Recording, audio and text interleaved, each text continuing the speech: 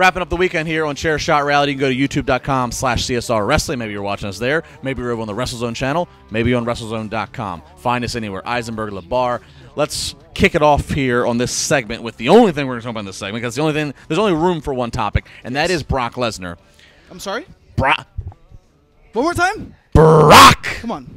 Lesnar. I haven't gone for a while, but I know you haven't lost your edge in saying Brock Lesnar. Absolutely not. Yeah, clear that, Absolutely not. Brock Lesnar, as we all know, it's not new news at this point. Obviously, it came out in the news after he won his big UFC fight, failed to drug tests by the U.S. Anti-Doping Agency, USADA. They're investigating that. That's a separate entity from WWE. It's an MMA problem. WWE not going to punish him. They don't need to punish him. It has nothing to do with them. What if Brock Lesnar failed the USADA test? That doesn't mean that he would have failed a WWE test. It doesn't mean the same things necessarily are going to be considered failure. Here's the issue. WWE comments on the subject, Josh. They comment to TMZ Sports, and they say, and it's been there on their defense the entire time on the corporate policy. None of us, at least myself, never looked at it until now. And it says, we don't test part-time performers. Like The Rock. So Brock Lesnar. Rock and Brock. Brock Lesnar. The Rock. Triple H. Triple H is a performer. The Undertaker. Chris Jericho. But again, we're assuming these guys are part-time, and we'll get all to this. They say Brock Lesnar is exempt from the testing. I wrote about it Friday for the Pittsburgh Trib, and I wanted to get debate with you. I have a problem with this. And what's your problem, Justin? I have a problem. Look, I'm still willing to believe, at least as at the time that we're taping this, I'm still willing to believe that Brock Lesnar did not maliciously know what he did wrong, because I don't think Brock Lesnar is stupid enough to risk guaranteed money over taking a drug. He was going to get paid whether he won or lost. So I truly do believe whatever he's guilty of, if he's guilty at all in the testing, that it was an accident. We've heard of Ricardo Rodriguez on WWE getting suspended because of fat burners. Things happen. These guys take so much. They're such gym rats. I understand it happens. The problem I have is this. WWE not testing part-timers, and the fact that they don't even have a number of matches or appearances is anything to justify. They just say, well, what the actual wording says is regular in-ring performances. What is that? You could say, you can make a case. John Cena, who is one of the hardest damn workers ever in this business, in the last year and a half, we've seen John Cena have months where he's not around much in the ring. He's filming Trainwreck. He's doing Today's Show. He's doing whatever. He's nursing an injury. What's stopping WWE, per how their policies written, from saying, John Cena's part-time now? I am not accusing and saying John Cena is on anything, or that they would do that to protect John Cena. But you could see, with all the critics that come that come fire to WWE, that having this loose language and not testing these guys is a problem. Let me ask you this. The wellness policy, I'll ask you this after I state my points. The wellness policy is pretty much implemented when? When Chris Benoit obviously did terrible things. That got more strict. Yeah. That got people looking at the company. Lawsuits were pending. It was created in 06, but started getting enforced after that. Exactly. I think it was very, very strongly enforced in 07. We saw a slew of people get exactly. Kennedy and everybody. Kennedy. I mean, Orton has even had some performance issues in the past with that. I don't have a problem with the wording of it, because I go back to, how do we know who is getting tested? How do we know who is liable for what they're taking? And if WWE wants to or wants to not test John Cena or Triple H, they're not going to.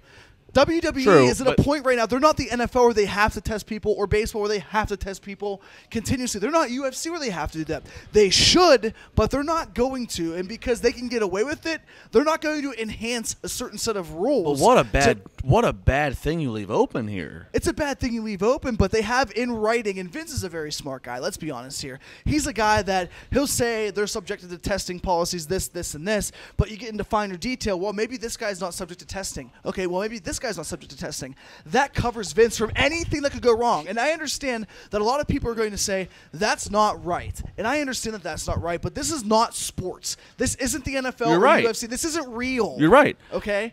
This isn't real. I absolutely agree. This is show business. And again, this is like saying, okay, let's see Matt Damon or Jake Gyllenhaal bulk up for whatever they gotta do to look like a guy who's a boxer, who's Batman. Like you don't. Well, I'm gonna come back to the Hollywood comparison. You're right. This is not a fight. This is not a sport fight in a cage where you're fighting to be the winner. This is predetermined. However, I'll put it this way. You say, how do we know that's not tested? And you're right. You can't. We not in the company can't prove that so-and-so is or is not being tested. The people in the company do know. You've lost weight back. So if Roman, are you ever Carter's fat burners? So if Roman Reigns is fighting Brock Lesnar, Roman Reigns knows if he's been tested, and obviously we know he has been. Roman Reigns knows he's been tested, and if he sees now in the paperwork that Brock Lesnar, by the rules, isn't being tested because part-time, how does that make Roman Reigns feel? One person's health in the ring does affect the other person's health. The wellness policy is there to keep these guys healthy. Brock Lesnar is easily in your top 3 most paid guys in the company. He is on every marquee matchup of every big pay-per-view for you. Yes, he's fought less than 20 matches in the last 3 years, but he is easily one of your biggest draws, basically behind John Cena. Brock Lesnar is the biggest moneymaker WWE has. Why would you not want to check on his health? Furthermore, let's go back to the Hollywood comparison because I like this. Here's the thing. Okay, let's take any sport out of this. Let's just think of WWE. Josh Eisenberg loves Seinfeld. You love Seinfeld. Let's think of WWE, no sport, strictly as an entertainment sitcom or drama. If Seinfeld has it to where they are testing Jason Alexander to make sure that he's not drugged out, he's still able to come up, show up, perform, read his lines, this and that, just like WWE is. WWE is testing a lot of these people to make sure they're still healthy to show up, perform. But they're not testing a guy that played Kramer, Michael Richards. Thank you. But they're not testing Michael Richards. It kind of goes to, well, why would you not? Both of them are important. Both of them are whatever.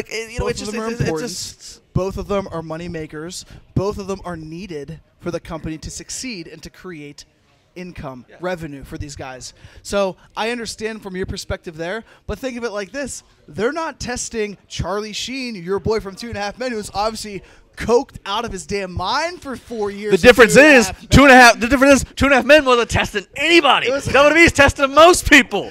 But if 2.5 Men did a test, there'd be no 2.5 Men. There'd be half a man. No, I don't even know Agnes. The kid, I don't know if the kid would have made it.